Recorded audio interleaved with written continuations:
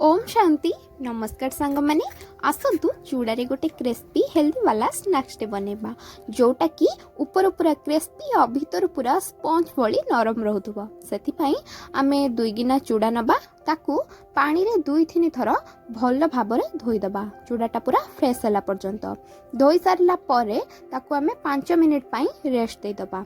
एपटे आमको गोटे पाउडर बनैबार अच्छी सेटा हूँ ब्रेड आ चूड़ारे ब्रेड को पूरा एमती छिड़े कि पूरा छोट छोट करदबा आ हाफ किना चूड़ा दबा देला परे ताको प्लेन करिकी भल भाबरे गोटे पाउडर बनैदबा। तापरे आमे जो चूड़ाटा को रेस्ट देथिले से चूड़ारे किछि सिझा आलू चकटिकी दबा आ कटा पियाज कटा कंचा लंका स्वाद अनुसार लूण आउ किछि गोटा जीरा दबा आम समस्तंकर फेवरेट किछि मैगी मसला दबा देकी ताको भल भाबरे प्लेन करिकी पूरा चकटी दबा। चकटी सारला परे आमे हाथ रे टिके तेल लगै दबा। तेल लगैकी भल भाबरे आमे जो चकटिकी रखिले चूड़ाटाकू ताकू कौन करबा छोट छोट एमिति बॉल टाइप रे करिकी बरा भली शेप दे दबा।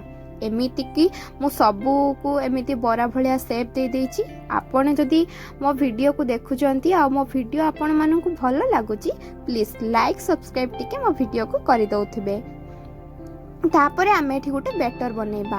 कॉर्नफ्लावर 2-3 चामच मु नेइछि आवश्यक अनुसार आपण नेबे नेकी पानी गोलेकी ताकू गोटे भलो बैटर टे बनै देबे। तापरे जो चूड़ाटा रे आमे ती बरा भलिया शेप देकी बनैथिले ताकू सेइथिरे कॉर्नफ्लावर रे बुडैबा बुडैकी तापरे जो पाउडरटा ता ऊपर लगै देबा लगैकी सब एमती रेडी कर दबा। आपन को जदी अधिक तेल रे छाणीबार थिबो तो एको छाणी की खाई परिबे।